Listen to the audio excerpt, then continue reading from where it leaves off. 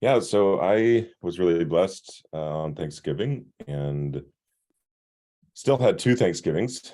In fact, that may be the first for me. But in my case, it was because my dad is in an assisted living facility, and it's just so much easier for my mom and I to visit him there. And then I had the second with my girlfriend and her family. I understand you had two Thanksgivings as well. Well, you went to one of two. Yeah, there were two simultaneous Thanksgivings. And so I was at one of them. So we did talk briefly about the other Thanksgiving. Tried not to speak about it with any enmity, simply confusion, which I think is what a lot of today's episode is going to be about. How to reduce enmity while still being confused. Which may be that might be a good general premise for what we're up to on the show in general, that in confusion, not allow it to confusion to simply filter or funnel directly into hostility.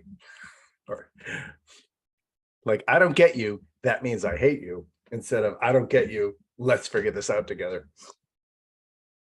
Or that, or just ambivalence or lack of. Yeah, exactly. Shrug. Video loading on your iPhone right now. Yes, just never-ending loading. I know. In this lovely video, and it's just like in the abyss, in the limbo. Yeah.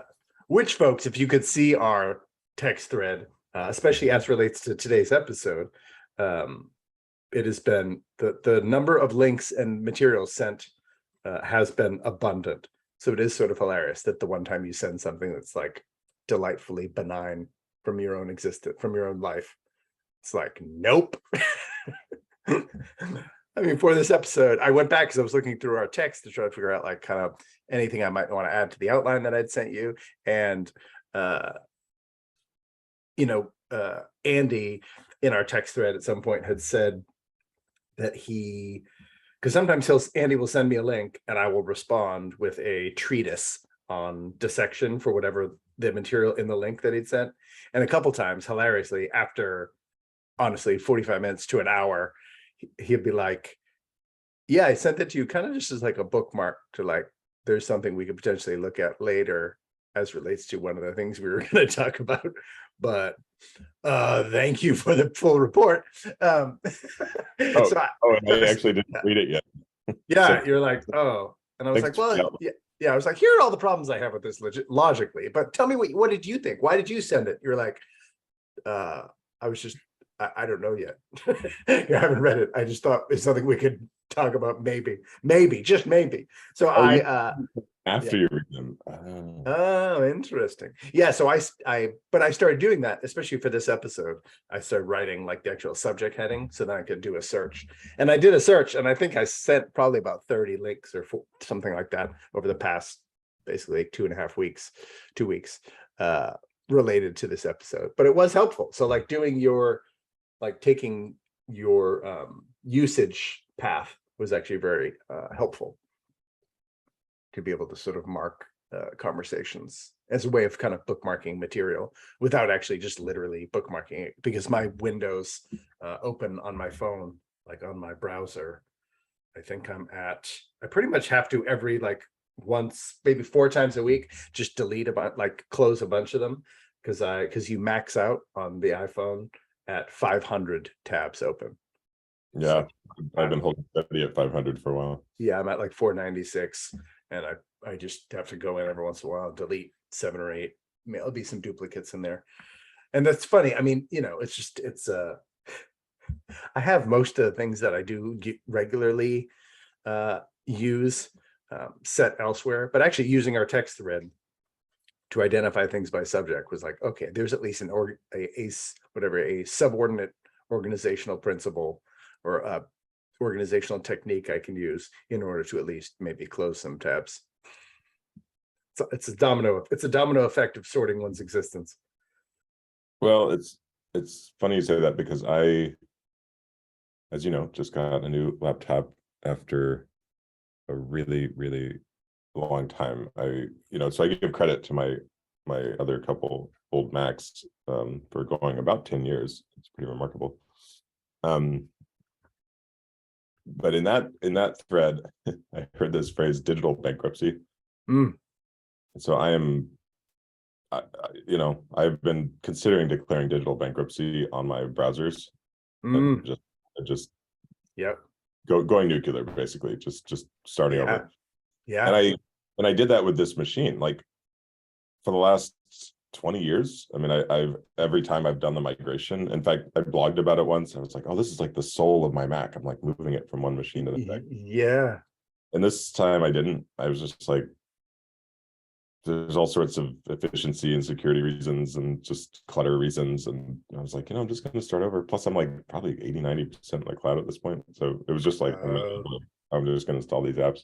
Yeah. And I still throw all these files on an old, file server, but it's like amazing. It's like this new lease on my computing life. It is. Not only just in the, I don't know, for me, it's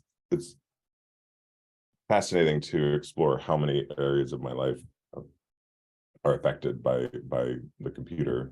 I've always kind of been like that, but we probably all became more like that in the last few years, I would imagine. Yeah. Well, and how impacted your life can be by not even clutter so much, because I think some people can work very well in clutter and some people can't. Not just the chaos, because that's divergent, but the backlog. The idea of backlog, where you're like, oh, these things I have to kind of like really do this one last thing, or read through one last time, or organize elseways, or else. So then basically, I mean, almost every tab I have open, as an example, is something I haven't really quite finished on. So that's 493 things that I'm like, I feel like I can't quite stick a pin in that. I'll come back to it, which is starting from scratch, or just starting from this sort of like, let's blank slate it, is it can be a helpful instinct, which actually directly relates to today's episode. I'm assuming hence that you were serving up such a potential transition. Today's episode is talking about really the idea of a pandemic amnesty, which would be a wiping the slate clean. What if we just started over? What if all those things we stuck a pin in, we just said, let's just start. Who knows? Let's not look at it, which obviously can feel phenomenal. It would feel great to just be like, let's just start over. Let's start from zero right now. The problem is, of course, when you're talking about interrelational quandaries, this takes it outside of this computer really serves as a tool for myself. So then if I alter, all you're really altering, you're really just declaring an amnesty with yourself. When you start declaring amnesties between you and other people get a little bit like, well, hold on a second. Are there reparations in order? What is the crime? That's, I think, when people get real skeptical. So today's episode, I don't even actually know what the question is, Andy. We got to figure out the thing. It's so funny. I've been making outlines and sending articles, and the question is, you have a question in here. Do I? Is a pandemic amnesty possible? Is amnesty possible? Does amnesty for what? Oh, amnesty for what? There you go. Okay, that is a good question. That's right. The question is amnesty for what? So that requires some explanation. Today's episode of Totally Classic with myself, Brendan McNamara. And myself, Andy Swindler, the lover of pauses. Yes, is focused around an article published, actually, by the time this comes out, we're recording this the day after Thanksgiving, came out 2 to 3 weeks ago now, in The Atlantic, which has been a bastion of journalistic, repute for quite a long time. I don't know if it's quite up there with like the effete intellectualism of the New Yorker. But The Atlantic, I don't know, at least in my purview, has been a bastion of think pieces before think pieces were think pieces even. So highly vaunted. They've been definitely quite hostile to the unvaccinated. So I've been sort of responding to them throughout the pandemic of their bias and their takes and that sort of thing. But they published an article by Dr. I believe, Emily Oster, who wrote an article called, I believe the title was "Let's Declare a Pandemic Amnesty," and immediately it was the opinion piece that launched 1,000 think pieces in response, as people kind of freaked out. And I think in some ways rightly, but we can talk that through, even just in general concepts of forgiveness and whatnot. But her general premise, I won't read the whole thing. I'm going to read the first paragraph. In April 2020, with nothing else to do, my family took an enormous number of hikes. We all wore cloth masks that I had made myself. We had a family hand signal, which the person in the front would use if someone was approaching on the trail and we needed to put on our masks. Once, when another child got too close to my then 4-year-old son on a bridge, he yelled at her, "Social distancing!" These precautions were totally misguided. In April 2020, no one got the coronavirus from passing someone else hiking. Outdoor transmission was vanishingly rare. Our cloth masks made out of old bandanas wouldn't have done anything anyway. But the thing is, we didn't know. It goes on to essentially posit a bunch of sort of quote unquote personal failings, but also personal, like, it made a lot of sense, sort of responses throughout this piece. It's been, feel free, anyone, I mean, you can go ahead and Google responses to it. There are a myriad. We'll talk about some of them today. But I think that summarizes the sentiment already, in that, hey, in April 2020, we all did a bunch of stuff that was crazy, y'all. Let's have an amnesty. No, we'll have to look at what amnesty actually means, but I think that at least gets the ball rolling as to what we are talking about and what it means to seek a blank slate. And I think for me and many people, the responding to this was someone asking for a blank slate who the immediate supposition was incorrect. We didn't know. I was like, but we did know. We did know, like, it was known. And then it seemed very strange too that someone doing something, the person who had sort of committed the errors was the person saying, hey, let's just forget all this. Yeah. And I was like, well, but you're the one who did the thing. So then that makes it a very difficult proposal, unless it's just you and your own laptop, in which case you're just blaming yourself. Hey man, what happens in 2020 stays in 2020. Okay. Right. 2020 vision equals blindness. I'm like just caught up. Could we at least come up with a nice portmanteau, like amnesty? Amnesty, yes. The amnesty. So I wanted to look at this to get the ball rolling, and we can start talking about this. And I think you've probably done work with, well, I think we've both worked personally, but then maybe you might have even done more than me interpersonally, of sort of navigating, I don't know, the layers of permission required for forgiveness and progress together.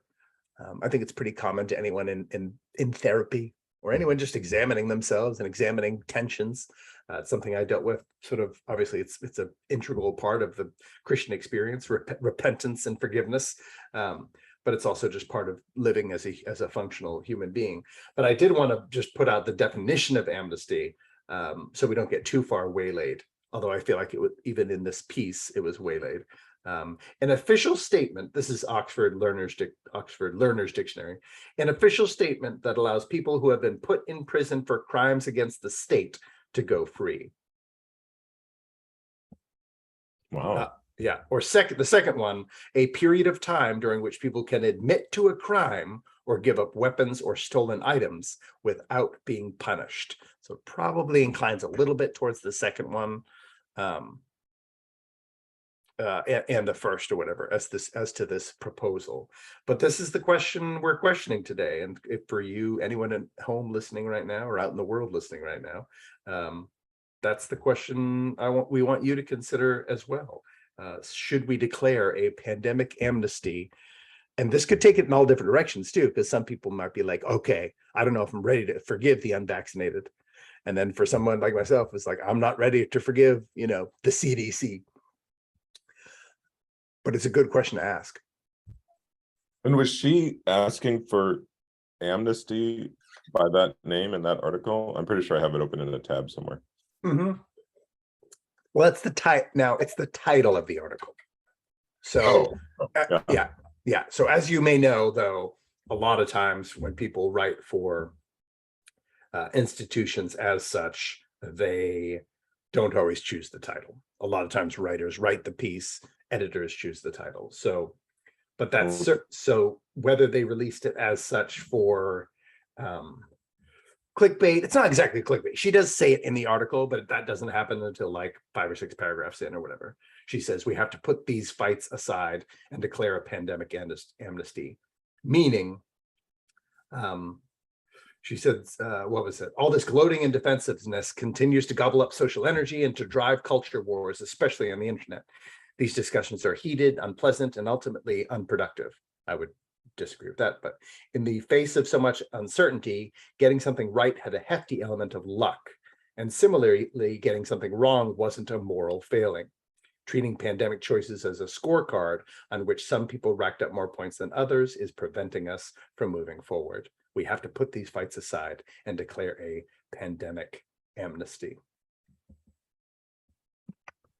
Well, you'd think I would have at least remembered what the headline said, because that's often as far as I get.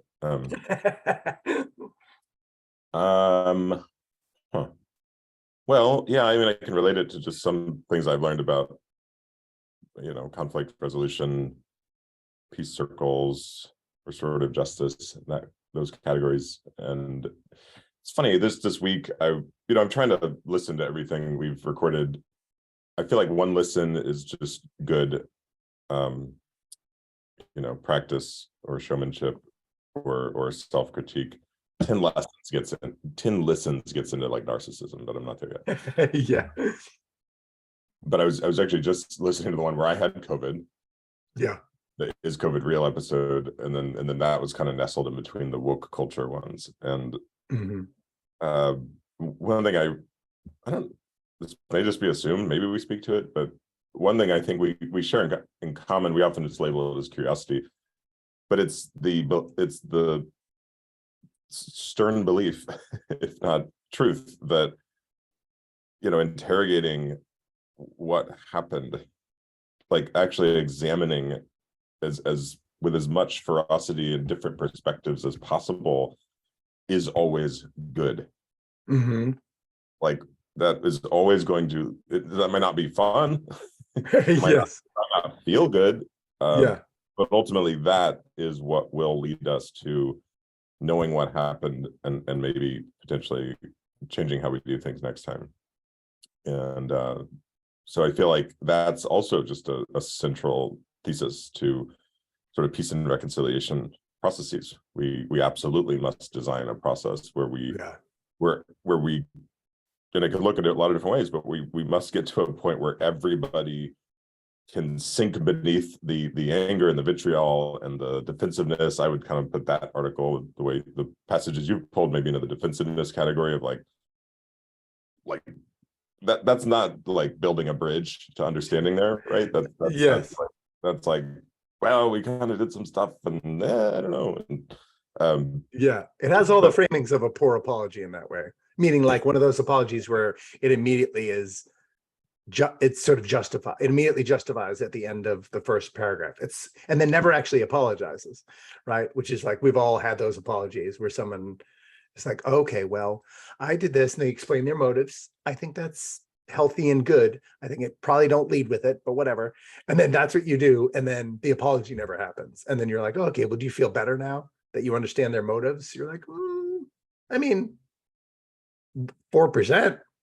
I mean, I was here, I showed up here. I thought we were meeting here to do an apology thing so we could apologize and forgive and heal and all that sort of stuff. So then, yeah, it feels like one of those. I think even in just like a group session or whatever, this would not be, you would try to lead it back to like, well, do you feel like, let the other person respond? Well, do you feel harmed? Do you feel like they've responded to how you were harmed? Right. I mean, these are just how we work out. Right. Even as a child, even for my kids, like my 6-year-old children, this is how we like work on an apology out. And this isn't even asking for apology, by the way, since amnesty is actually going all the way towards like, can we declare an entire, a sort of just a forgiveness, essentially a forgiveness without apology or acknowledgement of wrong, or just like, let's do a forgive and forget for everyone in every direction.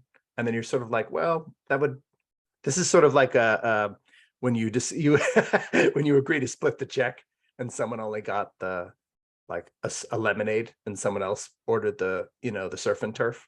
You're sort of like, well, I don't know if we should just split it. I don't know if we should just this. I think there's some different. Everyone experiences this different, and in having divergent like perspectives in the space and allowing, at the very least, allowing everyone a voice. I feel like is a good general principle in trying to resolve these things. Like, well, let's let everyone have a voice in order that, for me, this is my part, where like, so we can ascertain truth here. So it's not just a Rashomon of like, well, now everyone said how they feel. So is everyone ready to forgive? Some people will be like, well, no, they have to like, I'm mad at this person because they stole my vintage transistor radio. Like, I want them to like return the radio. So that would just be part of how you would heal this wound. Everyone's gonna have different wounds and kind of needs different care. And we see this, obviously, we've talked about even systemic issues. We see how this works across the spectrum, where everyone's perspective, and my whole thing is like, I don't want anyone's perspective elevated over anyone else's explicitly until we can sort of ascertain harm or damn, you know what I mean? But everyone does need a voice. And if people are being shut up, if you have to shut up and forgive us, or shut up, we don't want to hear your perspective for any reason, I feel like my alarm bells always go off. Yeah. Yeah, it's funny. I think I spent some time studying different sort of conflict resolution frameworks, maybe 5 or 6, and they're all slightly different, but they're actually not very complex. Yeah. They're like you just more or less described it. It's just everybody gets a voice, and there's I might divide like a material reconciliation or repair from an emotional repair, and I think they're both important. And I think that's where, to me, that's the depth where we probably can actually get somewhere. We might drop one layer of like informational truth, sort of what happened, the facts, maybe. Yes. And hopefully we find a way to drop into the emotional layer, because I feel like the emotional layer is often what's preventing us from actually seeing the other side of the factual layer. Yeah. And that can feel really hard. I mean, that's the vulnerable part of this. Yes. Where we actually have to open ourselves up and see how somebody else was impacted, see what our part was in it. And it is messy and it is complex, and it's usually not just a straight binary, that's all a space where I potentially can talk about how I was harmed. Although that's tricky, I think those often ought to be sort of separated so we can like kind of deal with one thing at a time, because otherwise it goes back to a thing where it's like, well, I'm sorry you did that, but I mean, this is what was happening for me, and blah blah blah. Yeah. Well, I don't feel real seen, when you do that. Yeah. I mean, we don't have to branch into reparations, but obviously that sort of falls into this whole universe of material restoration. And I just think for certain things, this, and the vaccine probably are already, well, not just the vaccine, but the pandemic probably already falls into such a catastrophic layer of complexity and magnitude that there's no answer really at this point. Like there's no restoration of the harm, or maybe even calculation of it. I don't know. Maybe I'm throwing my hands in the air a little bit, but it just No, I mean, the nice thing is there is some prevention of cataloging harm occurring. I'd sent you, amongst many links, that this lawyer, there are many law firms who have filed sort of Freedom of Information Act kind of things. There's an attorney in Missouri who just deposed Anthony Fauci just like 2 days ago. This is more government collusion in social media censorship, which is really quite clear. It's absolutely occurred on a pretty massive scale, but now they're deposing people on an individual basis who are involved in that. So that's great. And the CDC, just after a year and a half, almost 2 years, I think, year and a half, finally sort of outputted their data on from their VSafe, which is like their internal. There's VAERS, which is like a again, like a report. It's the best reporting or the broadest reporting system we have for vaccine effects. But the VSafe is slightly more internally controlled and not accessible to the public necessarily, even though they are like a whatever publicly funded org. Anyway, there was a Freedom of Information Act kind of thing, or I can't remember what it was called. Anyway, to where they received information. So it was for a while, there's people preventing people from making those assessments. But those assessments are being made now, which is great. And then I do feel like there's that sense people are already pushing or have been pushing for almost a year and a half already for a bit of like I don't know, it feels, well, whitewash has nothing to do with white people. I was kind of like, oh, it's a little racial. No, a whitewash, meaning as of offense, that trying to whitewash the sort of past pretty immediately.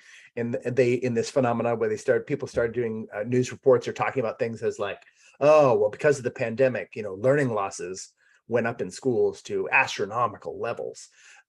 So that was already, I think, I think people have from the beginning, within months, maybe 6 months of like lockdowns being declared, people are already calling lockdowns like the pandemic or because of COVID. People, again, I'm a semantic conservative. I was like, this is why it's so dangerous, because pandemic means a virus across multiple geographic regions. So a virus across regions didn't close any schools, didn't close a single business, didn't do any of those things. Human beings did that. So like government response really would just be, it's one extra word. So I don't know, to me, it felt like the same thing. Immediately people were like, we just have to package this as like, this is a very particular time.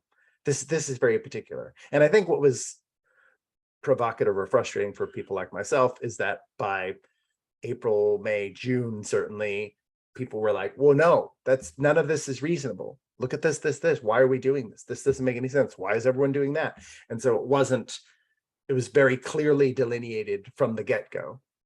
Whereas I think now, when obviously if it's gotten to the level of the Atlantic, kind of a non-apology apology, or please just forgive all of us, then we're at a pretty serious level of people are obviously just now starting to take stock of what occurred. And then it's pretty damning. So then people, I think, are to me, this feels very much like trying to get ahead of it and be like, okay, after all the conviction, because really it's an amnesty would be saying, after all the convictions come through, can none of us go to jail? Can we get a special get out of jail free card? But we still have to engage the process of sending people to jail or whatever. And then this just happened recently, Disney just pulled all their productions, pulled all their vaccine requirements. It just happened like a couple months ago. New York just reinstated all public workers who've been fired for not being vaccinated with back pay, or if they want their job. Some people might be like, I'm not coming back to work for you. Y'all are awful. Maybe I found a new job in the last 2 years. In the past 2 years, exactly. So movement on like sort of forgiveness and reparation, right, directly to the people who are harmed from it. And here's a great opportunity for us to like look at that and play with that and understand what that looks like and how, especially when it's so direct. But it also lets you know like why the reparations conversation is perhaps as impossible as Israel-Palestine for us, because it's so many generations removed, so many generations deep. And we're looking at this is why I think that this pandemic epoch has been fascinating to watch another be created. You're like, oh my gosh, this is like living through the creation of race or whatever, any discriminatory language. But it's also fascinating too to see how quickly and immediately ideas of forgiveness, apology, reparation are even this close with this much evidence already. It's almost impossible. People are like, yeah, we don't really want to talk about that. I was like, well, but it's right now. We can't wait forever because we know what happens if you wait too long. I mean, we'll wait a generation, we'll wait too many years. And then people will be like, well, by the time people go, okay, well, here's what went on. Everyone else is going to be like, oh my gosh, we moved on from that. Get over yourself. I've had those exact conversations with people already. People are like, oh my gosh, no one's talking about unvaccinated being discriminated anymore. It's like, they can leave Canada. I was talking to a Canadian person. They can leave Canada. No one's talking about this anymore. Why are you still upset about it? And I was like, dude, they just started doing this like in September. Like, what are you like? People are already like, ugh, that was like old shit, man. Yeah, that was like 2 months ago. What do you mean? I was like, okay, well, if we can't talk about reparation for 2 months ago, then we're certainly, oh my gosh, good luck with 100 years, Yeah.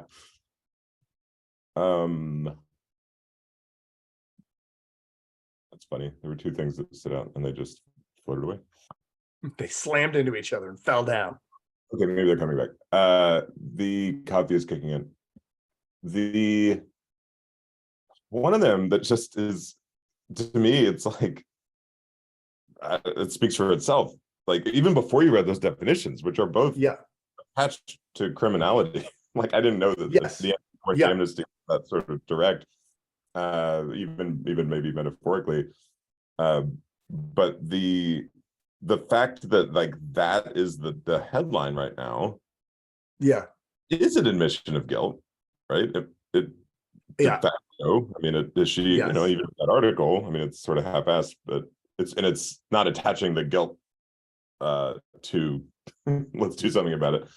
But in some of my communities, I mean, we've talked at length about COVID, we've talked at length about a lot of things. And I just sort of wonder if there's even some brief summary that may be valuable here in case anybody hasn't, you know, gone through all those episodes of just what we're talking about, because, you know, even in some of my communities, astonishingly, in a lot of ways, you know, so-called social justice communities, where I'm still facing people who are denying that there was any wrongdoing. Like they're still gripping firmly to the idea that like vaccines are the way that we solved this, solved past tense, and continue to solve this. And just like that's even one step, frankly, like before even that article. I mean, I can jump to one thing that really stood out to me in your notes around projection. You know, I was pretty much directly referred to as a fascist. You know, it was one of those communications, and it was I don't know how I want to characterize this. I'll just say what it said. Basically, because it wasn't pointed at me, but it was like the conclusion of a long email to a group that I'm involved with, and it said, it just was so dismissive in a really non-courageous way, because it wasn't direct, and it just kind of ended the thing with this assumptive, like, I think kind of like if we were on stage and I was sitting over here and then they turned to the audience and they were like, you know, this whole thing is just some weird like combination of new ageism and fascism. Don't you all agree? The audience claps, and I'm sitting over here like, what? You're like, can I wake up now? Like, what the fuck? I was like, wait, you mean me? You're talking about me, right? I mean, I'm the only other person here. I'm the only person in the room. You're talking to me? And I'm just like, you've been swimming in this ocean for years, and I just like stuck one toe in, and I'm like, oh God, that water is like lava. Like, what the fuck is going on? Yes. And I do think, listen, Emma, and again, this is someone may disagree with this, but have at it, come talk to me.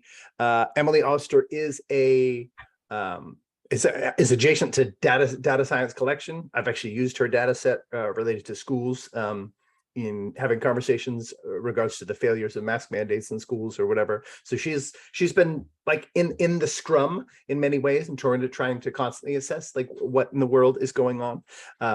But she is also a woman, and I feel like women generally being more sensitive to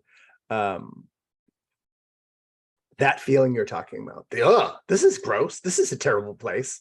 I was like, oh, that's a little bit of a woman's instinct of pursuing healing because of discomfort, of like, we need to, like, basically this is not productive. This whatever is it, left brain right? Yeah, left brain thinking. This left brain thinking is not helping us. This trying to like assess all the information, because she's tried to do that, assess information, and she's like, well, that's not helping. We still are at each other's throats, and this feels gross and yucky, and people are calling each other's names.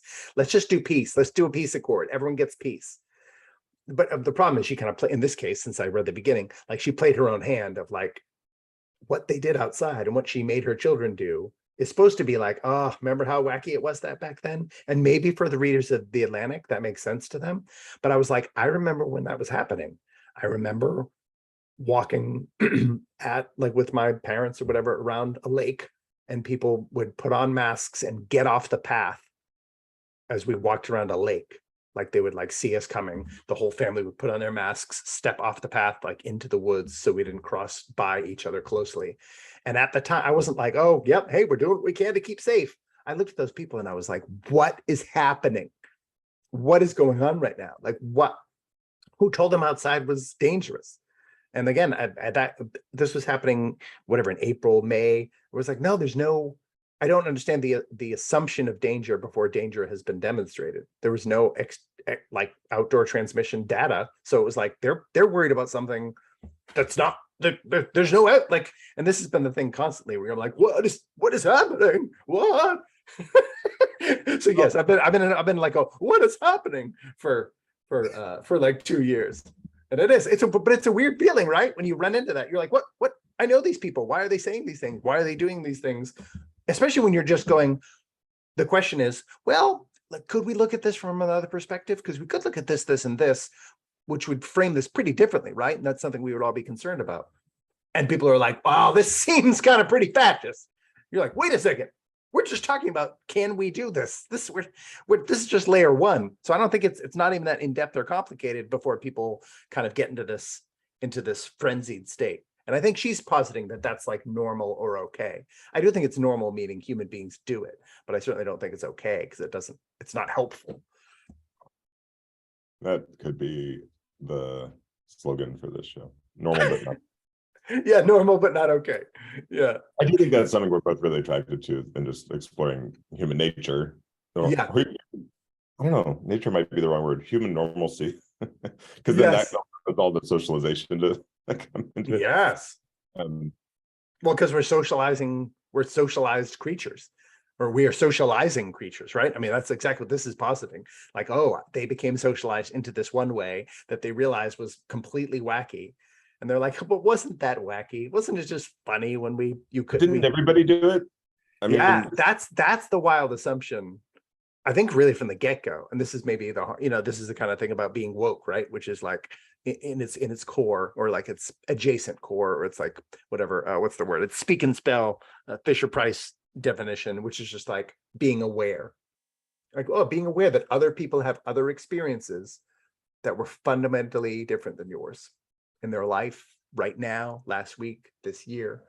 And that aspect of like, I think that's what we're all constantly challenging and being challenged with. Like, oh, you had a different experience. And I think that's been interesting over the past couple of years, since people were so isolated deliberately on purpose. I think everyone in isolation, you start to just create a universe of self. And you're like, well, everyone's doing what I'm doing. If they're not doing what I'm doing, what's up with them? Actually, that's really weird because I'm doing it for these reasons. Yeah, and I didn't say much, but context for the fascism piece, the briefest in this episode, but I will briefly, and that was that somebody had posted an event for a cause I really actually believe in, reopening mental health clinics in Chicago. Awesome. But there was a vaccine requirement to attend it. I just said, hey, this looks great other than the vaccine segregation. And then it just launched in this whole thing around really the word segregation. My choice using that. And then it was kind of like, no, we need to reserve segregation for what we did to blacks for the first several hundred years of America, more or less.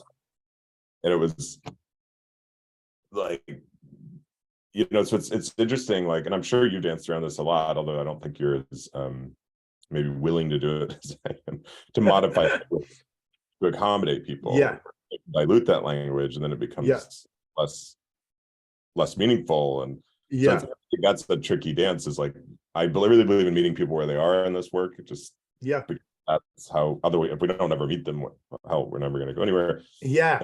I'm like not backing off from language. We talk a lot about language here, that is meaningful and that is specifically selected.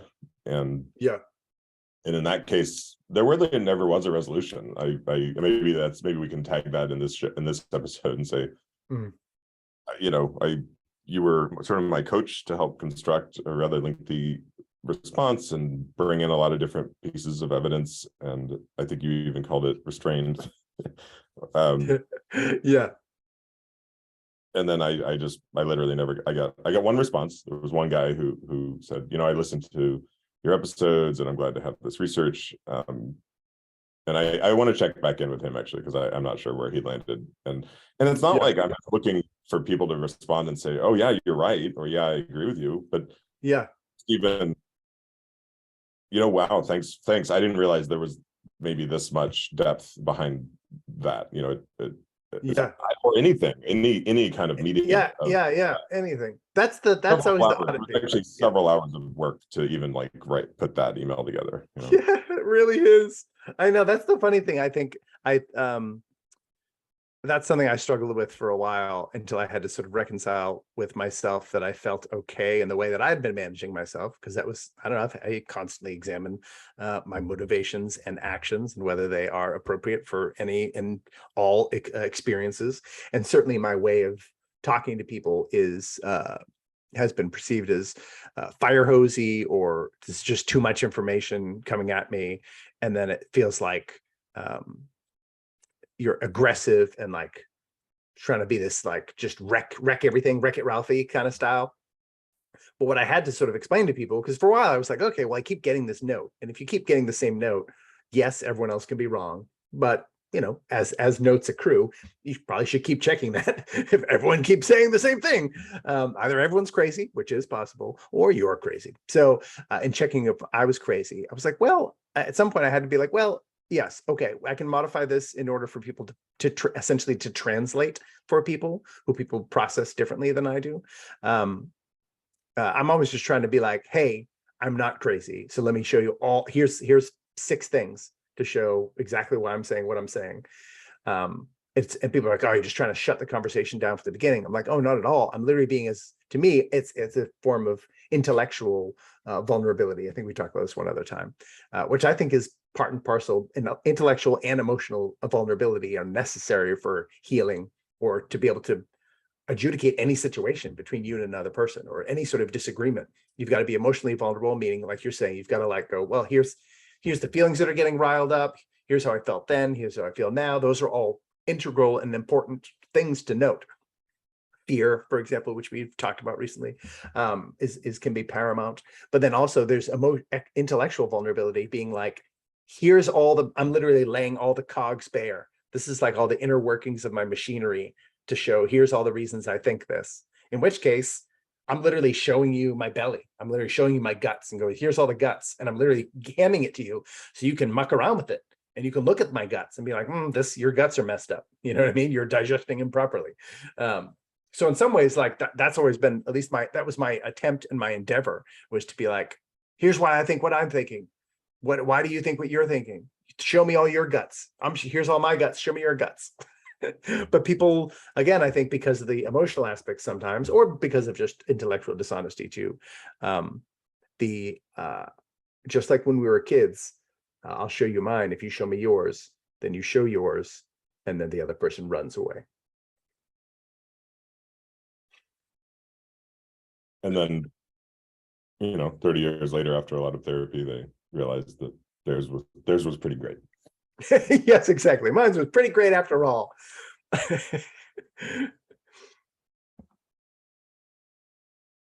Let's see.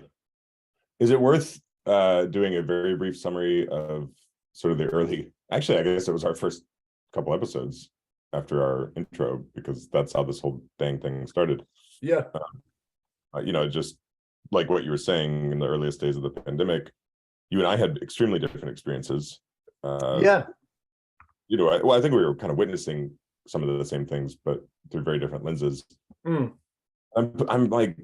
taking myself back there, and I remember I would just go to forest preserves. You were just talking about walking through the woods, and I would go to the forest, walk around, and I didn't. There just weren't very many people. I'm in Chicago, so that was, it's chilly. It was still pretty chilly in March and April 2020. So there weren't very many people out, and I don't know if it's weird. I felt that fear, and as an empath, part of that is probably just the something about yeah energy which was in some ways very relieving because the world got so quiet. And I've talked to other empaths about this. Like there was a sense of like, oh, okay, again, there's not as much frenzied energy. So it did sort of coalesce into one kind of energy that I felt here. Yeah. I think that was true here in Chicago and in the groups I'm in sort of online. Yeah. But then we talked so much about that, and you were like, well, what were people afraid of? And at that time, I probably would have told you we're afraid of the virus. Yeah. Clearly, we had actually all just sort of coalesced into a collective fear, maybe about the virus, but it's almost like a chicken and the egg thing. Where it's like, well, Yeah. but really by then we were actually just afraid. Because we were told to be afraid. We were told to like stay in our homes. Yeah. And that's a pretty damn scary thing in America. We're not used to that, and that's No, it was, yeah. But It was generationally unprecedented. And I think people are like, wow, we did it. We did we best we could at the time or whatever. It's not the case. Lockdowns were not part of the pre-2020 playbook. They weren't recommended. They still weren't, even as some people were enacting them, there was all sorts of dispute about whether they should occur. In general, at this point, it's quite conclusive that they were more harm than good. We're still unpacking their harms on a weekly basis. Cancer deaths is sort of the latest thing that's been getting a ton of evidence and information. Because people are saying because of missed cancer screenings, because hospitals deprioritized those, people were so afraid that they wouldn't come into hospitals. Also, there are increases of potential like autoimmune related like cancer, like reduced cancer resistance because of both COVID infection and vaccination. I mean, like we've caused a whole ton of problems just from that initial, it was the response itself.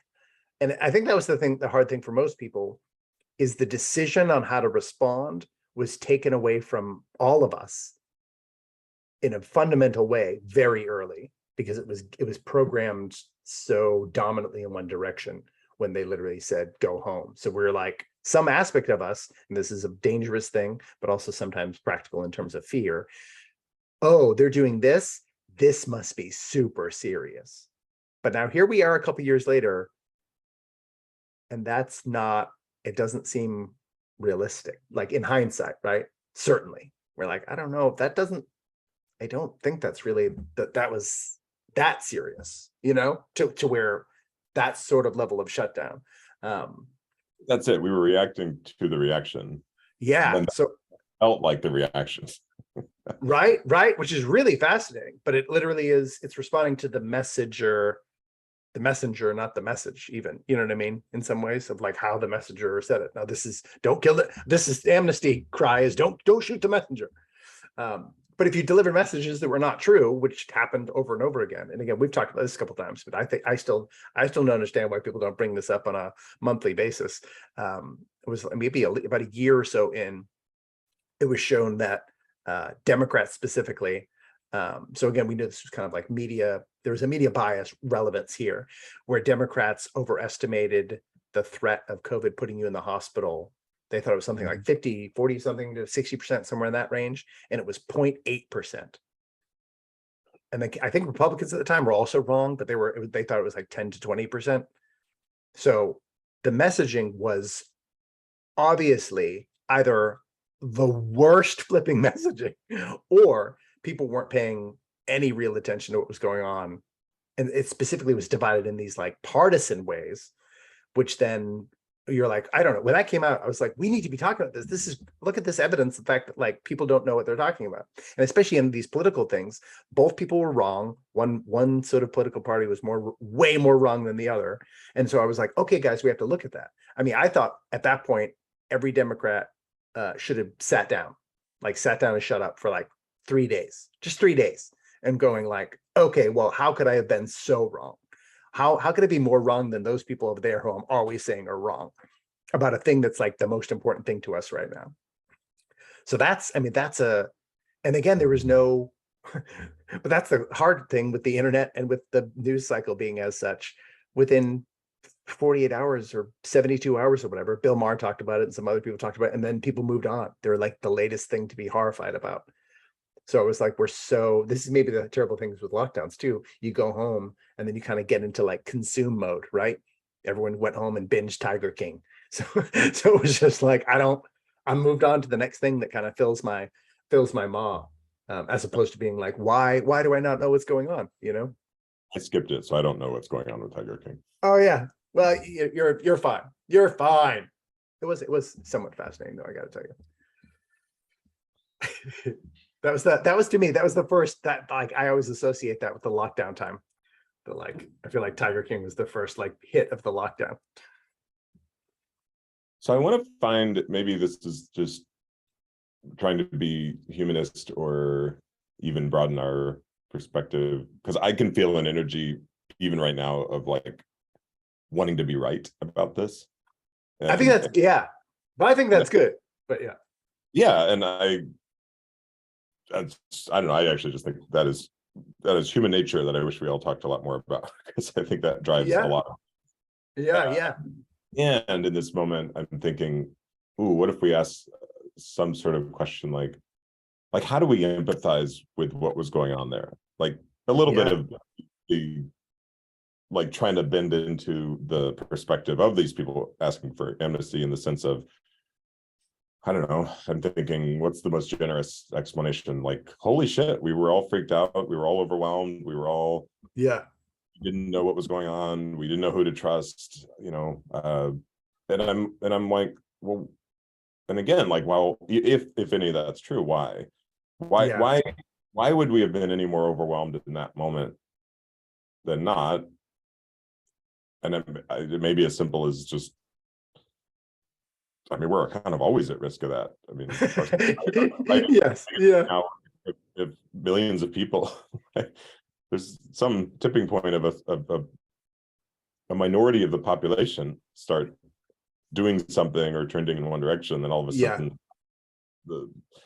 the sort of polite ways we do science or media or whatever, there's not much polite about media, I retract that. You know what I mean? I don't know. Is that a useful exploration in some way? Yeah, maybe. I mean, I think that's the way to approach it. And I think, but to me, where empathy usually leads me is towards the person. And then I want to understand the thinking most of all, because I'm like, well, your emotions are your emotions, and those are interesting. We can talk about those. But like, to me, it's always like, what's the thinking? So I can have empathy, meaning like I can understand that we've all thought things that were wrong, believed things that were untrue. Like we're human, right? It's happened to us all.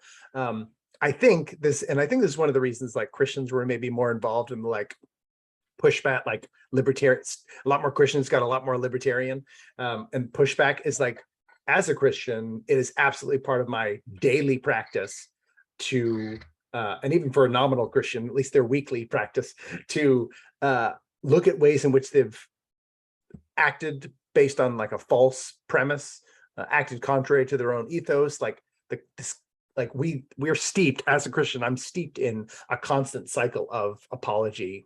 I'm apologizing to God and asking him to forgive me, and then being forgiven like on a regular basis. Whereas I have empathy, I think, from that framework more than anything of, do these people have that practice in their life where they are able to be wrong and forgiven? And I think, so to me, that instinct of everyone wanting to be right is, I actually think it's a great one. It's a great instinct. People should hold on to that. Everyone should want to be right. But assuming you are right is a completely separate sort of tension that can kind of misguide that. I think we all should want to get it right. Like, it's important. I've had that people be like angry at me and be like, oh, you've got to be Mr. Knows more than everyone else. You got it, Mr. Has to be right about everything.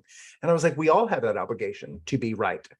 That's what we apologize for. We apologize when we're not right. And we have all apologized our entire lives. We've all, hopefully. But I think for a lot of people don't have that modeled around them. And I think you've seen, and I've seen, you've seen in your community when you tried to speak about it, and I've seen it with all sorts of people, that people aren't open to that, aren't open to apologizing. And I think that's actually where, even more so than fear, I think that there's a real strange tension there, of the burdens of perfection and not knowing how to deal with them. That's yeah, that last part is especially well said. You know, it's and I think it's funny. I think it was in one of the episodes I was just listening to about the inner critic, and Yeah. that's this deep-seated need for belonging. And then you talked in those episodes just about how much we need each other as people. You know, we're social creatures. I don't think anybody would deny that for the most part. Uh, with as you said in that episode, some very rare exceptions. But I don't know that yeah, I would hope that this whole episode, not this episode of the show, but like this episode of the last few years, that would be one of the central thesis that comes out of it, which is like, could we measure just how much we actually need each other? And that Yeah. you talk about a lot, and you're saying, well, actually, we are measuring that in a variety of ways. Yeah. We really need each other badly, which I think is why a lot of people were like, don't cover people's faces and don't send everyone away from each other and tell people to be afraid of other people, because we need each other. And I think especially when we don't have each other as a collective, especially in a democratic society, we become a less democratic society because we're not around the people who constitute the voting populace, you know, to establish what it is our culture desires. In which case, this is the thing: you send people home. I'm not saying that people did lockdowns in order to create this. I don't know.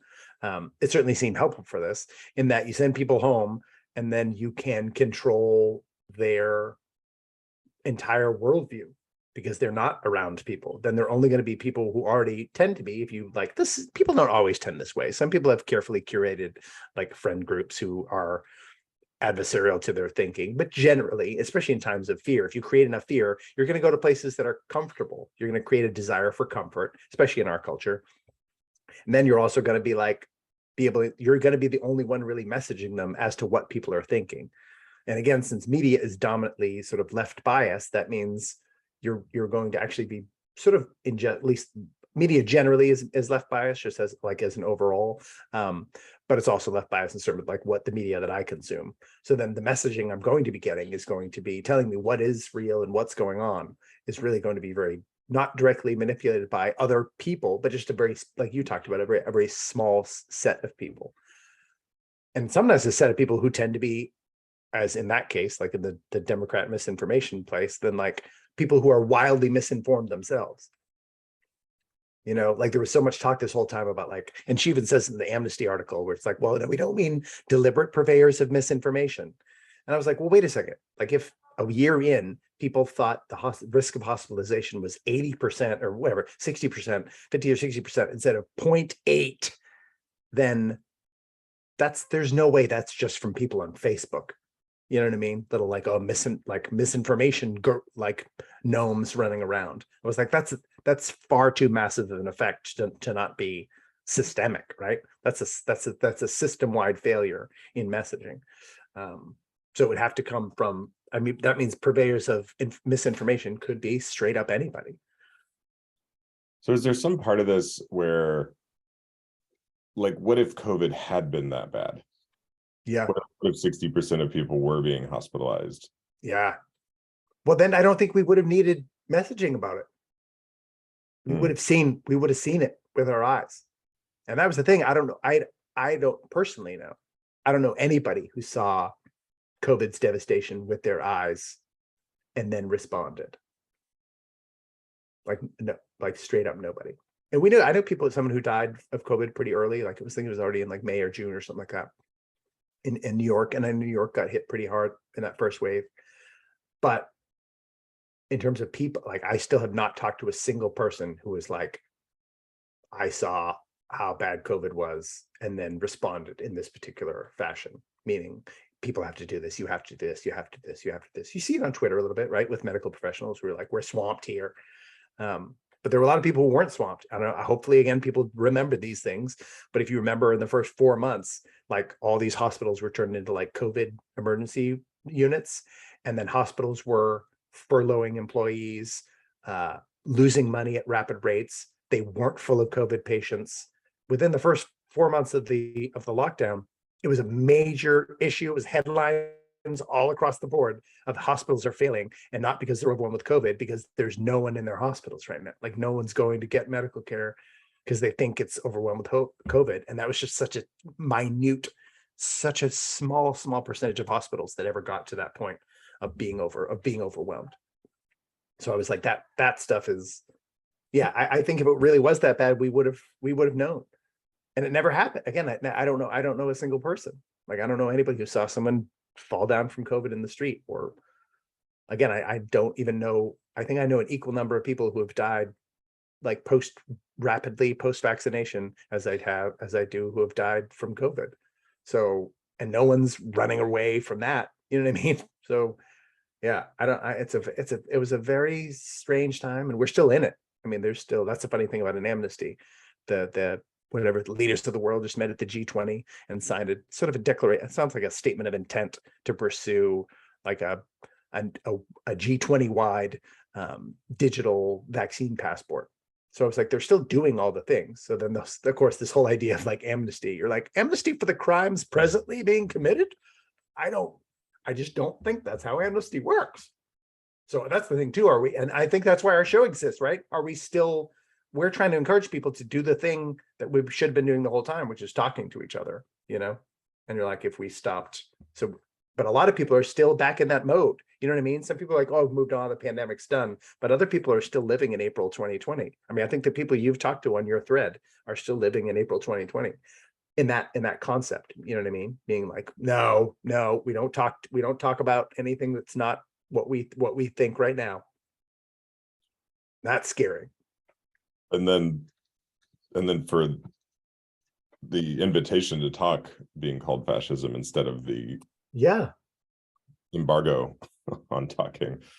Yeah, right. Which is really wild. I mean, again, but I'm a semantic dude. So I'm always like, listen, I had to look, I'm going to confess this out loud. I might have said this in public somewhere, but I'm going to say this out loud to be recorded forever.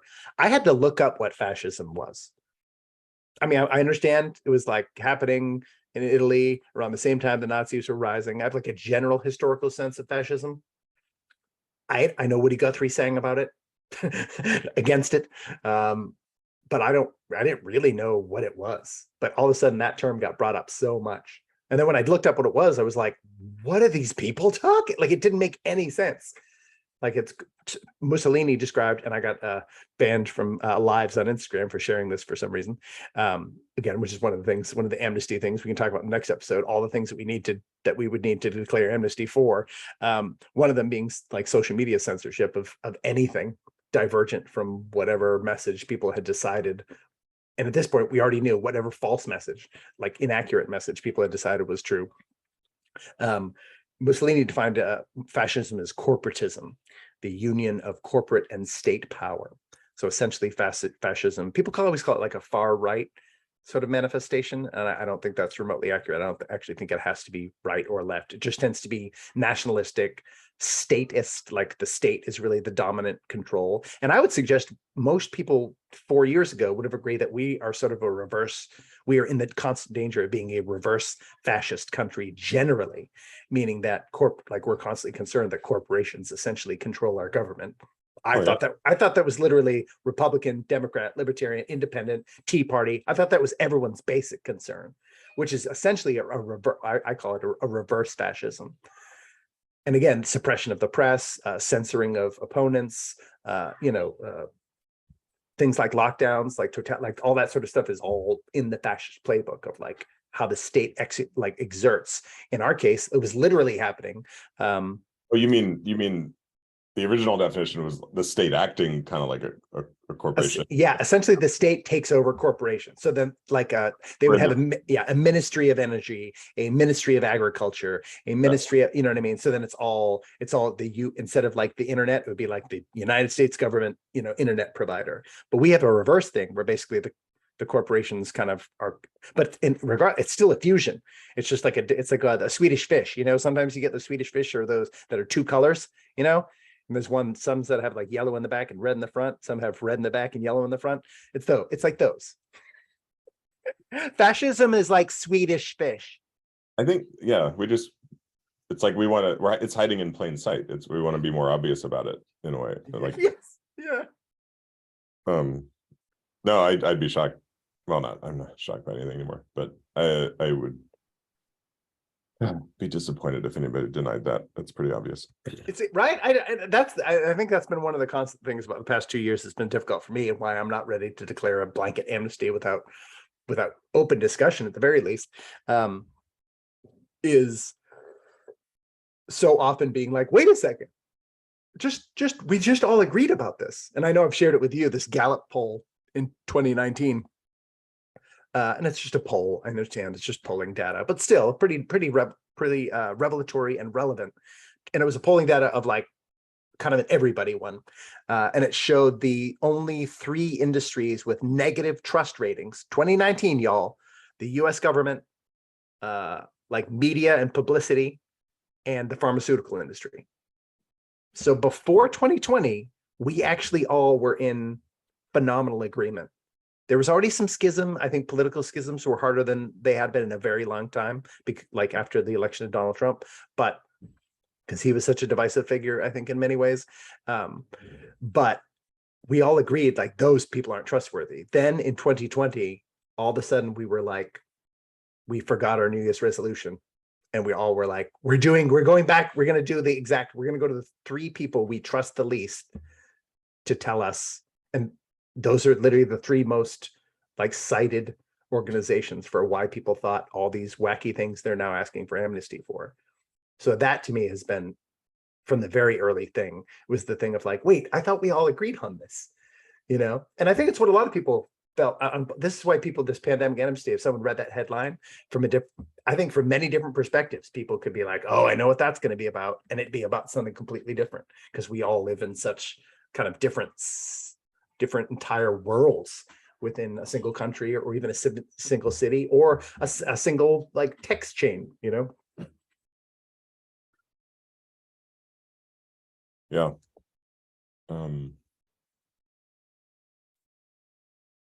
But yeah, I don't know when we forgot. When did we forget our like somewhere maybe in April 2020 is a good example. March or April 2020. How did we forget all the things that we believed the same? I mean, we've talked about the danger of fear, and I think that's part of it, but it's like that there's some inflection point, some separation point there where, and again, I think sticking people in their homes, this is part of what created it and making them afraid. So then we didn't constantly remind each other that we're in this together. I think that's the thing about talking about an amnesty is good. Hey, we're all in this together. Let's figure out where we all messed up. None of us did it perfectly. None of us. I didn't. I did it as rigorously as possible, but I'm not perfect. I'm sure there's things there has to be something that I need to apologize for, because I'm apologizing to God every day. So I'm well aware how imperfect I am, making no claims to perfection except as a pursuit of my entire existence. And that hopefully, maybe it's a good way to end this episode in something along these lines. And it's also a good place to start. Yeah, another good resource is the Edelman Trust Barometer. It's a PR firm that for many years, I don't know how long, maybe even a decade or so, every year they release something. And I don't think actually I've looked at it in a little while, but it'd be interesting. That might be even a little more reliable. It's essentially a poll, but I think seem to have a pretty rigorous methodology, but I think it reveals pretty similar things about the lack of trust. So that is something to deeply contemplate. And I assume it's attached to fear. And part of the reason too, so many areas of the world beyond the US are turning towards authoritarian regimes. This paradox where when we're afraid, we sort of want the person who just has the sort of loudest and most concrete way of speaking about something. And I think we almost care more about the energy of certainty and control than we do about the energy of whatever the hell their policies are. Yeah. Well, although, which is weird too, because in some ways I was like, oh, that should have made Donald Trump like the perfect president, because there is somebody who states things phenomenally confidently, blowhard. I mean, I would say absolutely to a fault. So in some ways he should have been perfect. Although it's funny, he's a little free associative, and I think which freaked people out when he was like, "Oh, could be this, could be that, could be this, could be that." He's like, "Well, what if we try this? What if we try?" Remember that one? He had one press conference where he's like, if there's some way to like kill viruses with bleach or light or whatever. And people are like, "What? Are we supposed to drink it?" Like, I don't know what. Listen, he didn't say for anyone to drink bleach, by the way, but that's how people took it. But it was like that. I remember when he started doing that, I was like, "Oh yeah, people aren't going to love that." But generally, he should have been. I mean, he was like the best kind of. He was like a Teddy Roosevelt kind of leader in a way. He was like, we're going to do this, and I'm going to be the best." I mean, he literally, I think, he straight up thinks he's the best at everything. So that should have been. I mean, that was pretty. He's pretty good at confident declarations. And in some ways, it was good we didn't. I mean, because in some ways, I think you recognize an overabundance of confidence. Although the weird thing was, I think just people pre-hated him, so they were just like, I think this is why there were Saint Fauci candles, and he was like a Time magazine man of the year. Brad Pitt played him on SNL. Is people just like looked across the podium? You know what I mean? They were like, who else is standing nearby? They're like, that guy. That guy he's right. He's our daddy. He's our patriarch. He's gonna save us. That's why I always like to play Toad in Mario Kart. Yeah. At the end of a race. I always used to say she, but I really don't know what Toad's identity is. What a Toad is. I'm gonna go with they. Yeah. Would just say, I'm the best. Yes, I'm the best. He's so little. He's little. You never assume it. And by the way, I wore my Back to the Future time code t-shirt today. Love it. So that we can all just go back to the future. Yeah. That's what we're trying to do here. That's what we're trying to do here. Yeah, not right now.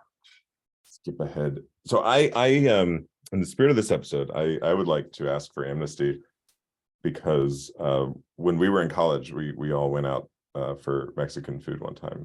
Yeah. And the bill came up short because I actually didn't have enough money with me. Oh yeah. And a lot of times it's like somebody puts in a little extra or somebody or whatever, it just kind of works out. Like I wasn't the lemonade guy. I was the opposite of the lemonade guy in that. And it was like we were all, college students, various degrees of affluence, but we had some money. But yeah. And people were being like really careful in that moment to calculate the bill. Yeah.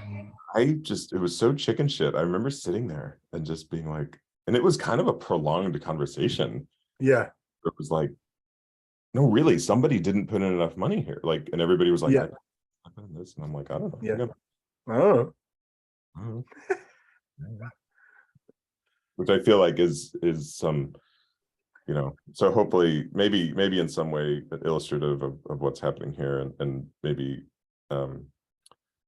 I'm joking that I'm asking for amnesty. I would like to apologize to you, Brendan, for. Oh, thank you. And I didn't even know I had experienced any harm, but I receive your apology and I forgive you. And I think we can heal from that. And the next time we go out to eat, I think it's going to be there'll be a palpable energetic difference because of this discourse. And this is how healing begins. I think that's our episode, man. I think we got to talk more about this. I have so many more notes. Oh my goodness gracious. But this is a good launch. And I love you, Andy, and I appreciate you apologizing for whatever burrito you bought. Probably enchiladas. I mean, let's be honest. Oh yeah, let's be honest. It was covered in cheese. I love you. I gotta go. I love you too. And thanks for your time and energy today, as always. And my love to you and your family. Thank you. Love to you and yours. Love you, buddy. Bye.